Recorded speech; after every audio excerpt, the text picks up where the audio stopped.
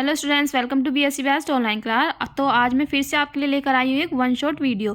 तो इस वीडियो में मैं आपको पढ़ाऊंगी बीएससी फिफ्थ सेमेस्टर केमिस्ट्री के पेपर फर्स्ट की यूनिट सिक्स्थ। तो यूनिट सिक्स्थ का नाम क्या है? Chemistry of phenols. तो यूनिट फिफ्थ तक आप हमारे चैनल पर प्लेलिस्ट देख सकते हो। वन शॉट वीडियो इसकी मैंने डाली हुई है और अलग अलग टॉपिक की भी वीडियो हमने अपलोड की हुई थी। उन दोनों का प्लेलिस्ट का लिंक आपको डिस्क्रिप्शन में मिल जाएगा। और जो मैं अब पढ़ाने वाले यूनिट सिक्स, तो इस वीडियो में पूरी यूनिट सिक्स कंप्लीट करा दूंगी क्योंकि एक वन शॉट वीडियो है, तो इसमें जल्दी जल्दी मैं पढ़ाऊंगी। और अगर आपको डिटेल में बिल्कुल एक एक टॉपिक बिल्कुल अच्छे से क्लियरली समझना है तो उसका मैंने अलग अलग टॉपिक की अलग अलग वीडियो बनाई हुई है, इस चैप्टर की भी। तो उसका भी लिंक आपको डिस्क्रिप्शन में मिल जाएगा और इसकी पीडीएफ भी आपको डिस्क्रिप्शन में मिल जाएगी।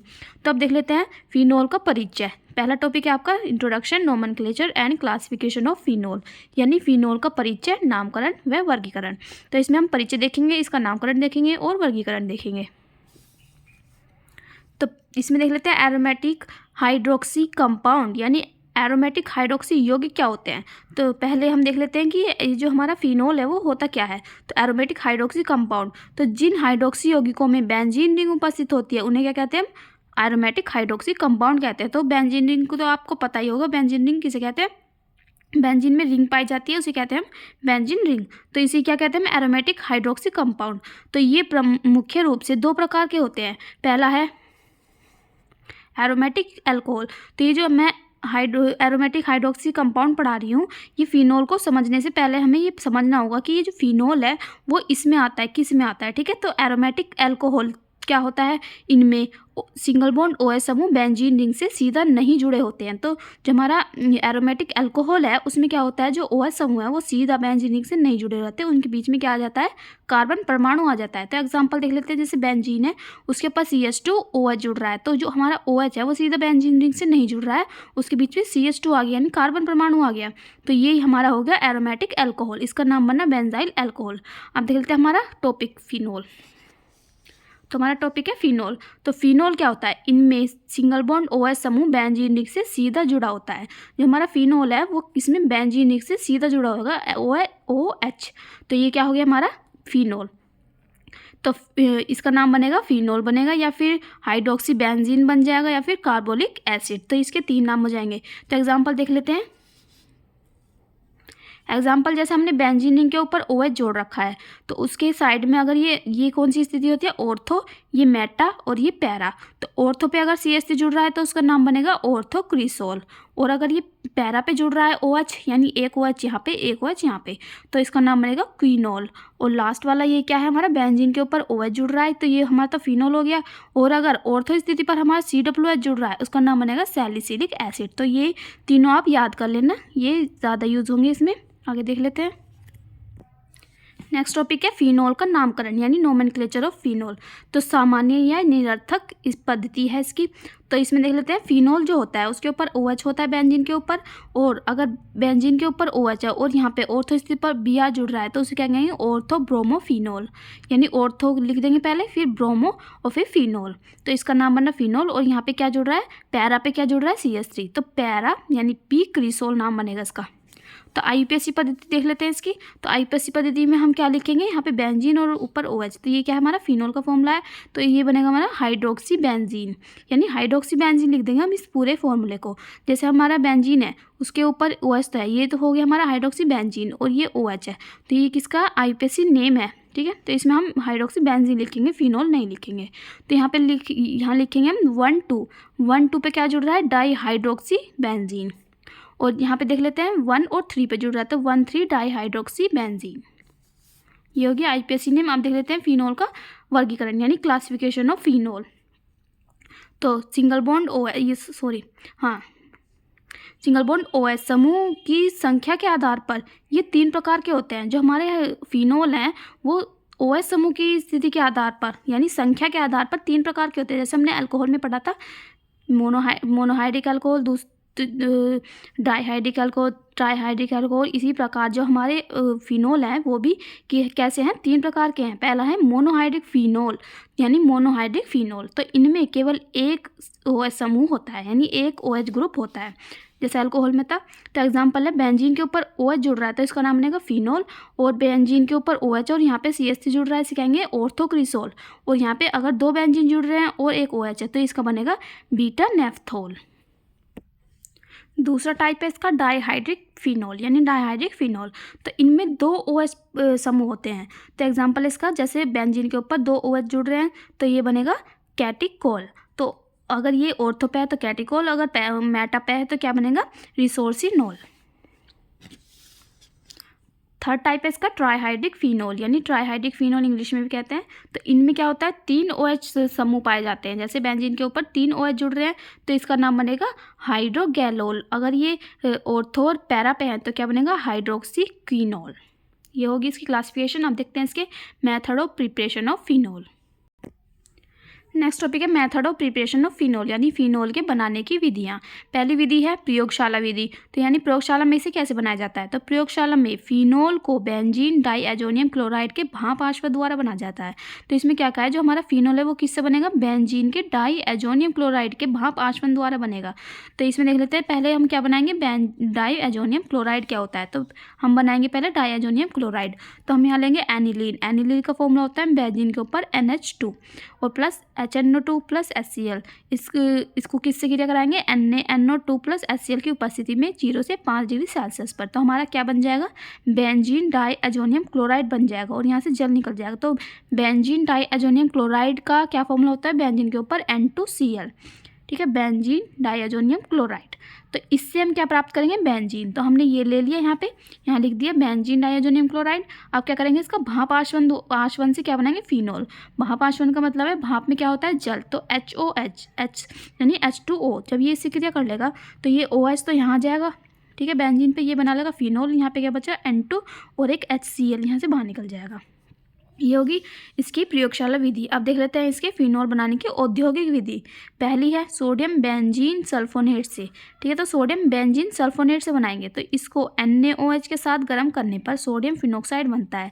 तो पहले हम क्या लेंगे, सोडियम बेंजीन सल्फोनेट लेंगे, उससे क्या बनाएंगे, NaOH के साथ गर्म करेंगे इसको, फिर बनेगा हमारा सोडियम फिनोक्साइड। फिर उसको क्या करेंगे, उसको तनु HCl द्वारा अपघटित कर फिनोल प्राप्त करेंगे। पहले हम इससे ये बनाएंगे फिर इससे हम फिनोल बनाएंगे। तो हमने लिया बेंजीन सल्फोनिक अम्ल, इसका फॉर्मूला होता है बेंजीन के ऊपर SO3H प्लस NaOH से क्रिया करानी है, जैसे हमने पीछे उसमें पढ़ा थ्योरी में।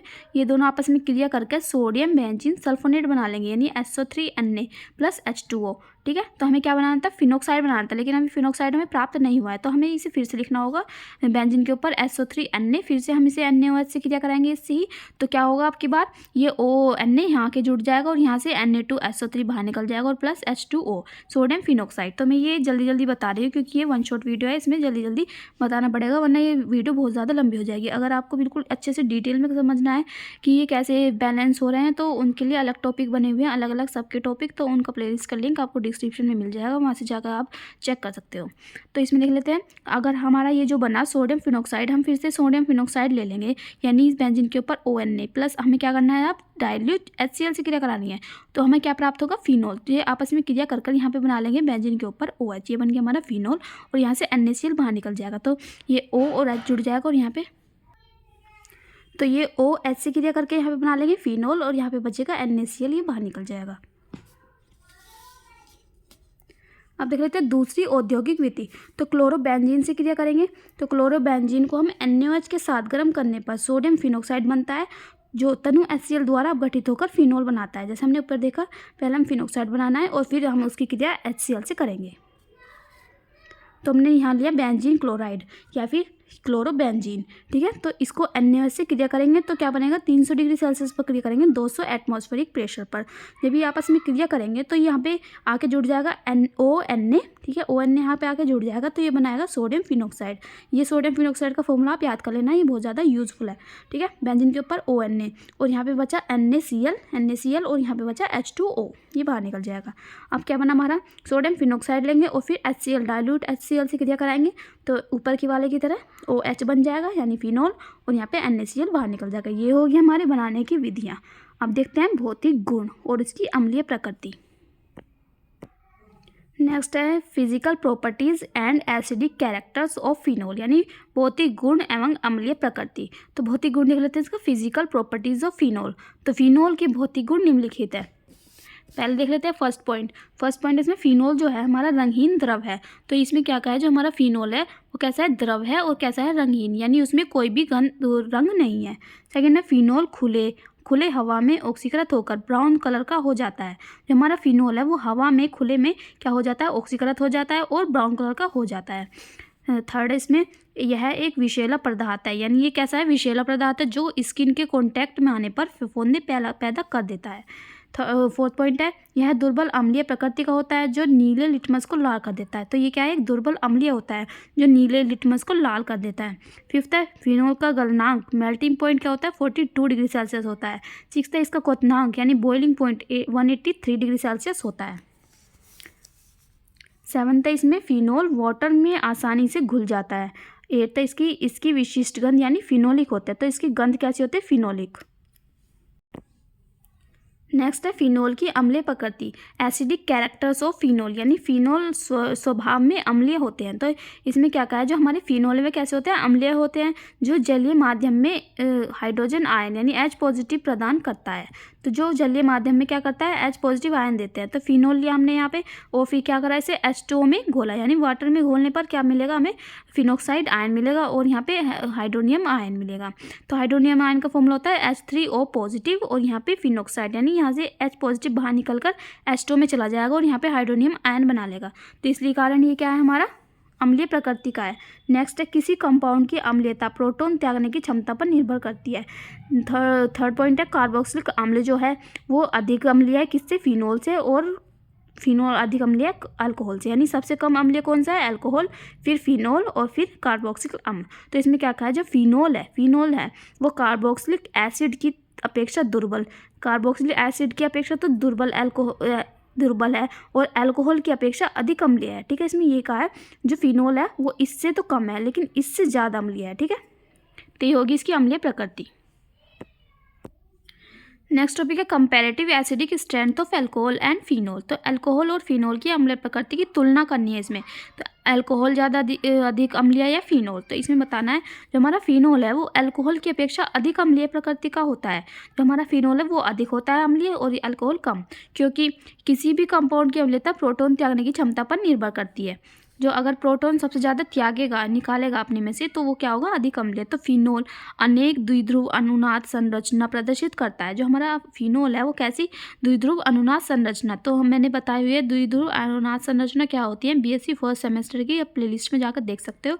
द्विध्रुव मैंने समझाया हुआ है। ठीक है, तो जिसके कारण ऑक्सीजन परमाणु पर आंशिक धनावेश यानी पार्शियली पॉजिटिव चार्ज विकसित हो जाता है और हाइड्रोजन का विलोपन प्रोटॉन के रूप में आसानी से हो जाता है। तो इसमें क्या कहा है, जो फिनोल है वो अधिक अम्लीय है। क्यों है, क्योंकि इसमें द्विध्रुव अनुनाद संरचना पाई जाती है। तो अनुनाद संरचना मैं आपको अभी बताऊंगी। ठीक है, जिसके कारण क्या होता है, ऑक्सीजन पर आंशिक धनावेश आ जाता है, जिसके कारण तो धनावेश है वो ज़्यादा बाहर निकल सकता है और वो क्या हो जाता है, अधिक अम्लीय। तो ये देख लेते हैं हम फिनोल, ये फिनोल का फॉर्मूला है। तो फिनोल पे क्या होता है, O होता है। O पे क्या होते हैं, 2 लोन पेयर होते हैं। तो ये लोन पेयर में से एक लोन पेयर इधर आ जाता है इस वाले बॉन्ड में और फिर इधर आ जाता है। तो इस पर आंशिक निगेटिव आ जाता है और इस पर आंशिक पॉजिटिव। तो आंशिक जो निगेटिव है वो इस साइड आ जाता है और फिर इस साइड आ जाता है। तो इस बार निगेटिव यहाँ पे आ गया, फिर यहाँ आ जाएगा, फिर ठीक है। तो ये होगी इसकी अनुनादित संरचना, यानी जो हमारा ये लोन पेयर है वो गति करता रहता है। तो इसके कारण इसमें अनुनादित संरचनाएं पाई जाती हैं और इस पर पॉजिटिव चार्ज आ जाता है। तो ये पॉजिटिव चार्ज आसानी से बाहर निकाल देता है ये फिनोल, इसलिए ज़्यादा अम्लीय प्रकृति का होता है क्योंकि इसमें अनुनादित संरचनाएं पाई जाती हैं। ठीक है, तो ये होगी फिनोल की अनुनाद संरचना। तो इसे हम ऐसे भी लिख सकते हैं, फिनोल है इस पर यहाँ पे आंशिक निगेटिव निगेटिव निगेटिव, यहाँ पे पॉजिटिव। तो ये हो गया अनुनाद हाइब्रिड हो गया, यानी हमने ये तीनों नेगेटिव हमने एक ही जगह दिखा दिए। ये हो गया हमारे अनुनाद हाइब्रिड। नेक्स्ट है resonance stabilisation of phenoxide ion, यानी फिनोक्साइड आयन का अनुनाद स्थिरीकरण देख लेते हैं। तो फिनोल के अपघटन से फिनोक्साइड आयन बनता है। तो फिनोल का हम अपघटन करेंगे तो क्या बनेगा, फिनोक्साइड आयन। तो फिनोक्साइड आयन का फॉर्मूला क्या था, बेंजीन के ऊपर O नेगेटिव। तो ये हमने लिया फिनोल। ठीक है। तो फिनोल पे क्या अपघटन करेंगे तो फिनोक्साइड आयन है, ये आयन का मतलब है इस पे निगेटिव चार्ज, तो बेंजीन के ऊपर O निगेटिव, ये हमारा हो गया फिनोक्साइड आयन, और यहाँ से H पॉजिटिव बाहर निकल गया, तो ये H पॉजिटिव बाहर निकला, इसलिए ये क्या है, अधिक अम्लीय है। तो फिनोल की अनुनाद संरचना में 2 चार्ज यानी पॉजिटिव तथा निगेटिव होने के कारण फिनोल फिनोक्साइड आयन के अनुनाद संरचना से कम स्थायी होता है, ठीक है। तो इसमें क्या कहा है, जो हमारा फिनोल है वो फिनोक्साइड आयन के आयन से कम स्थायी है। क्यों है, क्योंकि जो हमारा फिनोल है उस पर 2 चार्ज है, लेकिन जो फिनोक्साइड आयन है उस पर सिर्फ एक ही चार्ज है नेगेटिव, तो इस पर दोनों चार्ज है, इसलिए कम स्थायी, कम अम्लीय है, और सॉरी ये कम स्थायी है और ये अधिक स्थायी है क्योंकि इस पर सिर्फ एक नेगेटिव है। तो फिनोक्साइड आयन के रेजोनेंस स्ट्रक्चर, तो हम देख लेते हैं फिनोक्साइड आयन। पहले हमने देखा था फिनोल के, अब देखेंगे फिनोक्साइड आयन, यानी इस पे क्या होगा, 2 लोन पेयर और आ जाएंगे, ठीक है। फिर ये इधर आ जाएगा, फिर इधर आ जाएगा, फिर इधर आ जाएगा, तो इसके अनुनादी संरचनाएं बन जाएंगी, फिर से ये वापस यहीं आ जाएगा। तो ये बन गया इस प्रकार फिनोक्साइड आयन की अनुनादी संरचना फिनोल की अनुनादी संरचना से अधिक स्थायी है, क्योंकि इसमें क्या है, सिर्फ नेगेटिव है, उसमें क्या था, पॉजिटिव भी था, लेकिन इसमें सिर्फ नेगेटिव है, इसलिए ज़्यादा अधिक स्थायी है। नेक्स्ट है हमारा electrophilic aromatic substitution reaction of phenol, यानी फिनोल की इलेक्ट्रोफिलिक एरोमेटिक प्रतिस्थापन अभिक्रियाएं। तो ये भी इंपॉर्टेंट अभिक्रियाएं हैं। तो ये जो मैंने पढ़ा रही हूँ BSc 5th सेमेस्टर केमिस्ट्री के पेपर 1 की जो यूनिट हमारी ये 6 चल रही है, इसमें इसके इंपॉर्टेंट क्वेश्चन की वीडियो मैंने बना रखी है अलग से, ठीक है। सारे यूनिटों की मैंने अलग अलग वीडियो अपलोड कर रखी है, उसका लिंक भी आपको डिस्क्रिप्शन में मिल जाएगा, वहाँ से जाके आप देख सकते हो। तो इसमें देख लेते हैं पहला हाइड्रोजनीकरण। तो हाइड्रोजनीकरण में क्या होगा, बेंजीन जो ब्रोमीन होता है वो जल के साथ अभिक्रिया करने पर 2,4,6 ट्राई ब्रोमोफिनोल के सफेद अवक्षेप बनाता है। यह अभिक्रिया फिनोल के परीक्षण को प्रदर्शित करती है। तो इसमें जो हम क्या लेंगे, ब्रोमीन लेंगे, और यानी हम क्या लेंगे, पहले फिनोल लेंगे, उसका ब्रोमीन से हम क्रिया कराएंगे जल के साथ, तो अभिक्रिया करने पर क्या बनेगा, 2,4,6 ट्राई ब्रोमोफिनोल बनाते हैं। तो देख लेते हैं पहले 2,4,6 ट्राइब्रोमोफिनोल कैसे बना, हमने लिया यहाँ पे फिनोल, अब कराएंगे यहाँ पे ब्रोमीन से जल के साथ क्रिया, तो ब्रोमीन की क्रिया होगी, तो ये Br यहाँ पे आके जुड़ जाएगा दूसरी वाली जगह पे, 1 2 3 4 5 6 ऐसे गिनते हैं, तो सेकंड वाली पोजीशन पे आके Br जुड़ जाएगा, ठीक है, और यहाँ पे आके 4th पे भी जुड़ जाएगा। ये बना ऑर्थो ब्रोमोफिनोल, और ये बना हमारा ऑर्थो मेटा पैरा, यानी पैरा ब्रोमोफिनोल। तो ये पुनर्विन्यास हो गया। पुनर्विन्यास का मतलब है ये दोनों जुड़ गए, तो Br दोनों जुड़ गए। तो ये लास्ट में क्या बना, फिर से हम ये लेंगे और फिर से Br2 से क्रिया कराएंगे, तो एक Br यहाँ पे आके जुड़ जाएगा 6 वाले पोजीशन पे, और ये बन जाएंगे हमारे 2,4,6 ट्राई ब्रोमो, 3 है तो ट्राई, ब्रोमीन है तो ब्रोमोफिनोल, ठीक है। तो हमें यही तो बनाना था। सेकंड देख लेते हैं, ये मोस्ट इंपोर्टेंट है नाइट्रीकरण। तो नाइट्रीकरण में क्या होगा, शांत HNO3 का शांत H2SO4 मिश्रण के द्वारा नाइट्रीकरण करेंगे। ऊपर तो हमने क्या करा, हेलोजनीकरण, हेलोजन जोड़ा था, अब जोड़ेंगे हम HNO3। तो HNO3 के मिश्रण के द्वारा नाइट्रीकरण करने पर 2,4,6 ट्राई नाइट्रोफिनोल बनता है। तो इसे कहते हैं हम पिक्रिक अम्ल भी कहते हैं, इसे क्या कहते हैं, पिक्रिक अम्ल भी कहते हैं, किसको, 2,4,6 ट्राई नाइट्रोफिनोल को। तो देख लेते हैं इसकी रिएक्शन। तो इसमें लेंगे हम फिनोल और इसकी क्रिया कराएंगे शांत HNO3 से और शांत H2SO4 से। ये क्रिया करके क्या बना लेगा, यहाँ पे बेंजीन के ऊपर OH जुड़ रहा है, ये तो फिनोल है, फिनोल पे क्या जुड़ जाएगा, सेकंड पोजीशन पे NO2 जुड़ जाएगा, तो ये बनेगा हमारा ऑर्थो नाइट्रोफिनोल, ठीक है।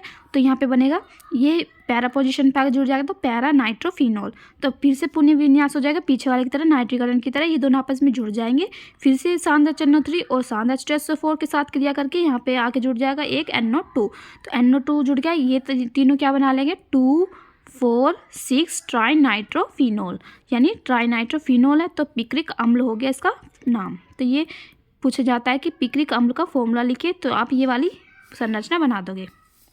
अब देख लेते हैं सल्फोनीकरण। तो ये भी ऊपर वाले की तरह ये शांत H2SO4 के साथ क्रिया कराने पर ऑर्थो व पैरा हाइड्रोक्सी बेंजीन सल्फोनिक अम्ल का मिश्रण प्राप्त होता है, यानी इसमें भी क्या होगा, ऑर्थो और पैरा हाइड्रोक्सी बेंजीन मिलेंगे।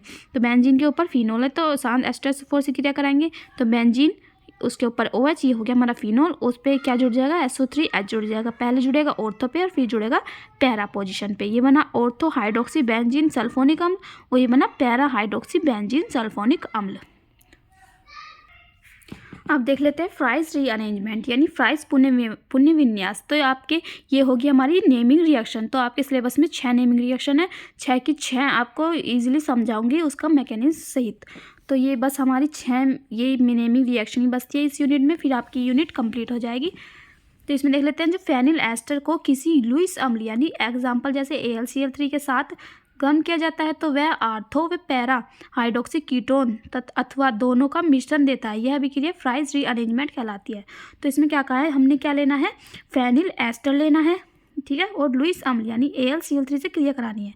तो हमने यहाँ लिया फेनिल एसीटेट। तो फेनिल एसीटेट का फॉर्मूला होता है बेंजीन के ऊपर OCOCH3।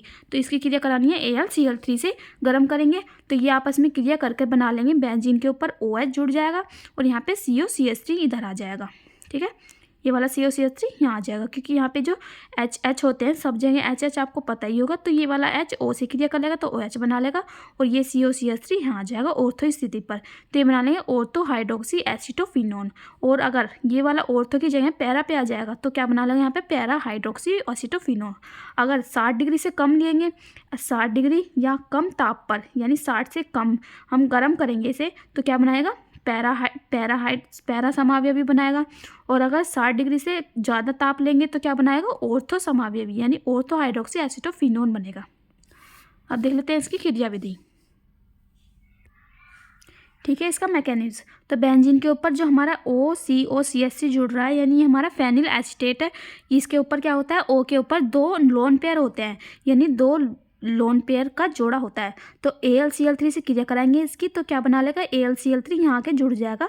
तो O पे जुड़ गया हमारा AlCl3 और ये जो हमारा COCH3 इसका एक बॉन्ड टूट के इधर आ जाएगा तो क्या बना लेगा, यहाँ पे ये निकल जाएगा यहाँ से COCH3 यहाँ से बाहर निकल जाएगा और इस पर क्या आ जाएगा, जो जिसकी ओर वो जाता है क्या कहते हैं बॉन्ड, तो उस पर आ जाता है निगेटिव और जो टूट के अलग हो जाता है उस पर आ जाता है पॉजिटिव, ठीक है। तो इस पर आगे निगेटिव, इस पर आगे पॉजिटिव। फिर क्या होगा, ये बेंजीन यहाँ पे आ जाएगा AlCl3 के साथ और यहाँ पे क्या है, यहाँ पे जुड़ जाएगा COCH3 अब यहाँ पे आके जुड़ जाएगा इस वाले पे ऑर्थो पोजीशन पे। इस पे क्या होता है, एक H ऑलरेडी यहाँ पे होता है।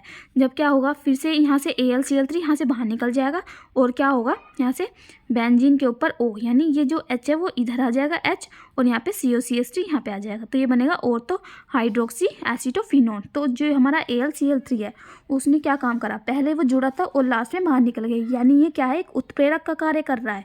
यानी जो अभिक्रिया के पहले शुरुआत में तो जुड़ जाता है और अभिक्रिया की दर को बढ़ा देता है या कम कर देता है और लास्ट में एज इट इज बाहर निकल जाता है, तो उसे कहते हैं हम उत्प्रेरक।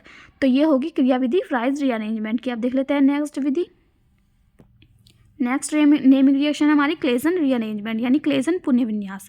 तो आपके पेपर में अगर ये वेरी शॉर्ट क्वेश्चन में पूछ जाएगी क्लेजन रीअरेंजमेंट तो आप सिर्फ इसकी अभिक्रिया लिख देना, और अगर ये थोड़े से लॉन्ग में पूछ जाएगी यानी शॉर्ट में पूछ जाएगी तो आप इसकी क्रिया विधि भी लिखनी पड़ेगी आपको। तो देख लेते हैं क्लेजन रीअरेंजमेंट, क्लेजन पुनर्विन्यास। तो फिनोल को एलिल हैलाइड के साथ गर्म करने पर एलिल ईथर प्राप्त होता है। तो जो हमारा फिनोल है उसको एलिल हैलाइड के साथ हम गर्म करेंगे तो क्या बनेगा, एलिल ईथर बनेगा। तो फिर एलिल ईथर को हम 200 डिग्री टेम्परेचर पर गर्म किया जाने पर क्या बनता है, इसका रीअरेंजमेंट हो जाता है। तो हमने लिया यहाँ पे फेनिल, तो NaOH से क्रिया कराएंगे तो ये क्या बनेगा हमारा फिनोक्साइड आयन। तो फिनोक्साइड आयन का मतलब है O निगेटिव। तो एलिल ईथर को गर्म करने पर एलिल समूह का ऑर्थो व पैरा स्थिति पर माइग्रेशन हो जाता है, जाना ही क्या कहलाता है, क्लेजन संग्रहण कहलाता है। तो इसकी परिभाषा हो गई और ये दोनों अलग अलग है, ठीक है, अलग अलग लिख देना या फिर या एक साथ भी लिख सकते हो। प्लस क्या बनेगा यहाँ से एलिल ब्रोमाइड, ठीक है, यहाँ से एलिल ब्रोमाइड लेंगे हम CH2 double bond CH single bond CH2 single bond Br। तो ये हो गया हमारा एलिल ब्रोमाइड। तो जब ये आपस में क्रिया करेंगे दोनों क्या बना लेंगे, यहाँ पे बेंजीन के ऊपर O है और ये वाला आके यहाँ पे जुड़ जाएगा O के साथ CH2 single bond CH double bond CH2 और ये जो Br है वहाँ से बाहर निकल जाएगा। फिर क्या बने हमारा फेनिल एलिल ईथर बना। फिर से हम 200 डिग्री सेल्सियस पर इसे गर्म करेंगे तो क्या बनेगा, यहाँ पे बेंजीन के ऊपर O है, फिर यहाँ पे ये वाला CH2 single bond CH double bond CH2 वो इधर आके जुड़ जाएगा यानी इस वाले पे सेकंड पोजीशन पे आके जुड़ जाएगा और यहाँ पे H तो पहले से ही है तो H जो है वो O से क्रिया कर लेगा, यहाँ पे आ जाएगा और यहाँ पे क्या बचेगा CH2 single bond CH double bond CH2। तो हमें यही तो बनाना था, ठीक है। तो हो गया ये हमारा क्लेजन पुनर्विन्यास की अभिक्रिया। अब देखते हैं नेक्स्ट नेक्स्ट है गाटरमान रिएक्शन यानी गाटरमान अभिक्रिया। तो इसमें क्या है, फिनोल हाइड्रोजन साइनाइड, यानी हमने क्या लेना है, फिनोल लेना है और हाइड्रोजन साइनाइड के साथ HCl गैस के साथ निर्जल AlCl3 की उपस्थिति में गर्म कराना है। तो हमें ये तीनों चीज़ लेनी होगी। तो हमने फिनोल लिया, HCl लिया और HCl लिया। तो निर्जल AlCl3 यानी ZnCl2 ले सकते हैं या फिर AlCl3, इन दोनों इनको आपस में क्रिया करानी है। तो क्या बनेगा यहाँ पे, ऑर्थो हाइड्रोक्सी बेंजल्डिहाइड यानी सैलिसैल्डिहाइड इसका दूसरा नाम है और इसका पहला नाम क्या है, ऑर्थो हाइड्रोक्सी बेंजल्डिहाइड बनता है। इसे क्या कहते हैं, गाटरमान अभिक्रिया कहते हैं। तो हमने ये लिया फिनोल, HCN, HCl और ZnCl2 या फिर AlCl3 की उपस्थिति में ये क्रिया करके बना लेंगे यहाँ पे ऑर्थो हाइड्रोक्सी बेंजल्डिहाइड, यानी ऑर्थो पे जुड़ रहा है CHO का नाम होता है एल्डिहाइड। अगर ये बेंजीन पे जुड़ रहा है तो बेंजल्डिहाइड नाम बन जाएगा इसका, ऑर्थो हाइड्रोक्सी बेंजल्डिहाइड। तो इसका मैकेनिज्म देख लेते हैं ये बना कैसे। तो हमने यहाँ लिया HCN और HCl। तो हमने फिनोल अभी नहीं लिया है, पहले हमने ये दोनों लिए हैं। तो ये दोनों ले लिए हमने HCN और HCl। तो हम इसे खोल के लिख देंगे, H सिंगल बॉन्ड के साथ C से जुड़ रहा होता है और C ट्रिपल बॉन्ड के साथ N से जुड़े होते हैं। तो ये वाला बॉन्ड टूट जाएगा और ये H यहाँ के जुड़ जाएगा और Cl यहाँ के जुड़ जाएगा, ये बनेगा Cl CH और यहाँ पे डबल बॉन्ड CH। और फिर क्या होगा, जो AlCl3 है वो आ जाएगा, AlCl3 क्रिया करेगा, फिर क्या बना लेंगे यहाँ से बेंजीन, ठीक है। तो ये बना लेंगे यहाँ पे CHNH, तो CHNH और यहाँ पे AlCl4, ये Cl इससे क्रिया कर लेगा, AlCl4 बना लेगा। अब सेकंड स्टेप है हमारा, ये हमारा यहाँ तक फर्स्ट स्टेप है, ठीक है, ये फर्स्ट स्टेप है। और देख लेते हैं आप सेकंड स्टेप पे हम फिनोल लेंगे यानी OH हमने ऊपर यूज़ नहीं किया था, अब लेंगे। अब फिर हमारा यहाँ पे क्या बना, CS डबल बॉन्ड CH और इस पे पॉजिटिव है तो CS positive double bond NH। तो ये आपस में क्रिया करके यहाँ पे क्या है, सिंगल बॉन्ड है, अब यहाँ पे डबल बॉन्ड हो जाएगा। क्यों हो जाएगा, क्योंकि ये एक इधर आ जाएगा और यहाँ पे क्या जुड़ जाएगा, CH double bond CH NH, ठीक है। और फिर AlCl4 ये वाला यहाँ पे आ जाएगा, ये इसकी क्रिया करेगा। तो फिर क्या बना लेंगे, ये बना लेंगे बेंजीन के ऊपर OH और यहाँ पे CHNH और ये H यहाँ से बाहर निकल जाएगा। और फिर क्या होगा, फिर यहाँ से HCl बाहर निकलेगा और प्लस AlCl3, ये जो यहाँ से है क्या कहते हैं, H और Cl से क्रिया कर लेगा और AlCl3 यानी जो H है वो इस वाले Cl से क्रिया करके HCl बना लेगा और यहाँ पे कितने Cl बचेंगे, 3, तो AlCl3 यहाँ से बाहर निकल जाएंगे। अब देख लेते हैं थर्ड स्टेप में क्या होगा, जो हमारा ये ऊपर ये वाला बना, ये वाला हम यहाँ पे उतार लेंगे और फिर क्या होगा, H2O से क्रिया करेंगे और H पॉजिटिव यहाँ से बाहर निकलेगा। H पॉजिटिव कहाँ से निकलेगा देखते हैं, बेंजीन लेंगे और यहाँ पे OH का एज इट इज़ है, यहाँ पे CHO आ जाएगा, CHO और यहाँ पे क्या बचा, 2H बच रहे हैं और यहाँ पे NH, तो NH3 बाहर निकल जाएगा, ये बना ऑर्थो हाइड्रोक्सी बेंजल्डिहाइड। तो हमारा यही तो प्रोडक्ट था ऊपर, ये देखिए ऑर्थो हाइड्रोक्सी बेंजल्डिहाइड जिस पे OH और CHO जुड़ रहा है, OH और CHO जुड़ रहा है, ठीक है, ऑर्थो हाइड्रोक्सी बेंजल्डिहाइड। ये हो गया मेरी रिएक्शन कंप्लीट। अब देखते हैं नेक्स्ट रिएक्शन। नेक्स्ट है हुबेन-होश रिएक्शन यानी हुबेन-होश अभिक्रिया। जब डाइहाइड्रिक अथवा ट्राइहाइड्रिक फिनोल की ZnCl2 या फिर HCl की प्रेजेंस में मेथिल साइनाइड के साथ क्रिया किया जाता है तो क्या होता है, 2,6 डाइहाइड्रोक्सी एसीटोफिनोन प्राप्त होता है। तो इसमें क्या कहा है, हमने क्या लेना है पहले, डाइहाइड्रिक, ठीक है, ट्राइहाइड्रिक अथवा ट्राइहाइड्रिक फिनोल, तो इनमें से हम कोई सा भी ले सकते हैं। तो हमने कौन सा लिया, डाइहाइड्रिक फिनोल। डाइहाइड्रिक का मतलब है जिसमें 2 OH उपस्थित हो, मैंने आपको क्लासिफिकेशन में बताया था डाइहाइड्रिक और ट्राइहाइड्रिक, ठीक है, जिसमें 2 OH उपस्थित हो, हमने डाइहाइड्रिक लिया है यहाँ पे, तो इसका नाम बना रिसोर्सिनोल।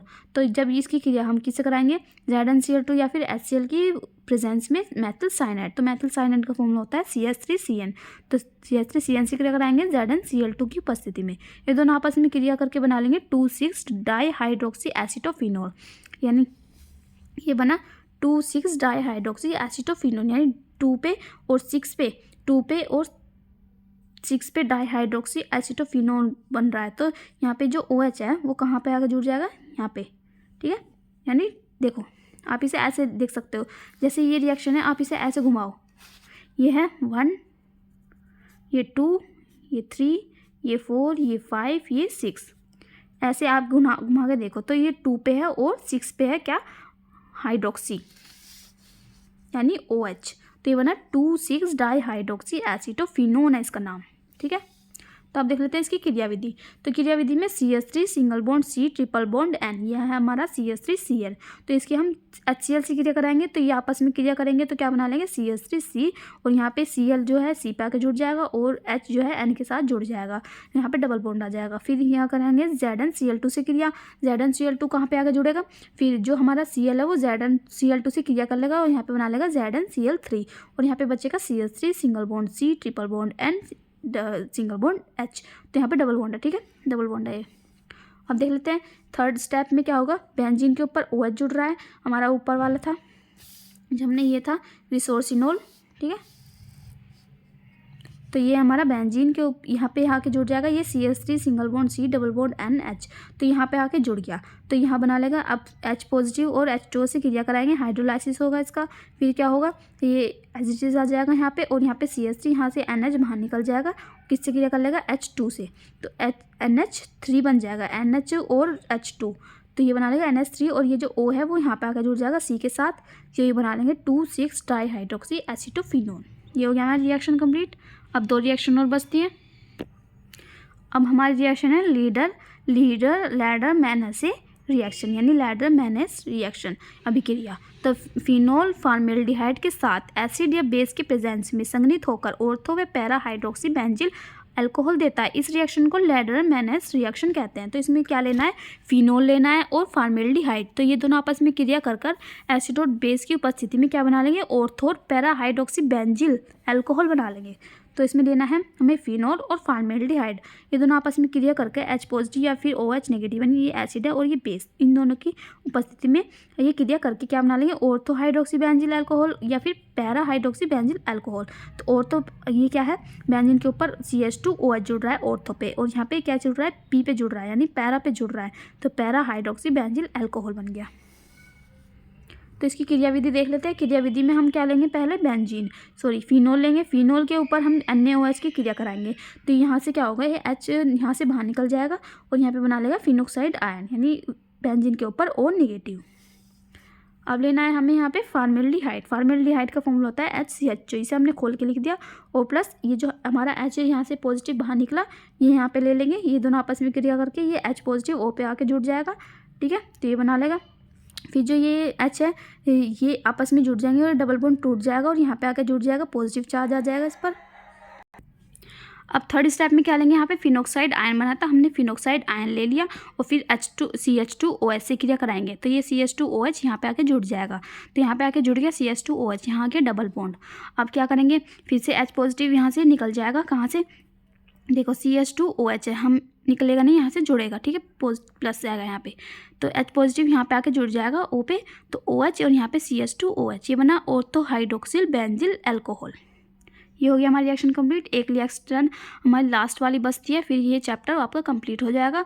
अगर आपको वीडियो थोड़ी सी भी अच्छी लगे तो वीडियो को लाइक करें, और इसका PDF आपको डिस्क्रिप्शन में मिल जाएगा, और हमारा टेलीग्राम चैनल भी है एक BSc बेस्ट ऑनलाइन क्लास के नाम से, उसको आज ही ज्वाइन करें, जिस पे आपको नई लेटेस्ट वीडियोज़ की अपडेट आपको मिलती रहेगी। मतलब आप जो भी नई वीडियो आने वाली होगी उसका पहले ही आपको पता चल जाएगा कौन सी वीडियो आने वाली है। लास्ट रिएक्शन हमारी रीमन ट्राइमन अभिक्रिया, यानी रीमन ट्राइमन रिएक्शन। तो फिनोल को क्लोरोफॉर्म और जलीय NaOH के साथ 60 डिग्री सेल्सियस पर गर्म करने पर ऑर्थो हाइड्रोक्सी बेंजल्डिहाइड यानी सैलिसल्डिहाइड बनता है। तो हमने क्या लेना है, फिनोल लेना है और क्लोरोफॉर्म और जलीय NaOH और क्लोरोफॉर्म के साथ 60 डिग्री सेल्सियस पर गर्म करने पर ऑर्थो हाइड्रोक्सी बेंजल्डिहाइड यानी सैलिसल्डिहाइड बनेगा। तो सैलिसल्डिहाइड का फॉर्मूला आपको पता ही चल गया होगा, पीछे वाले में भी बनाया था, बेंजीन के ऊपर OH और CHO, ठीक है। तो हमने देख लिया इसकी क्रियाविधि। तो क्रियाविधि में क्या है, हमने यहाँ पे लिया NaOH और यहाँ पे बना Na पॉजिटिव और OH नेगेटिव।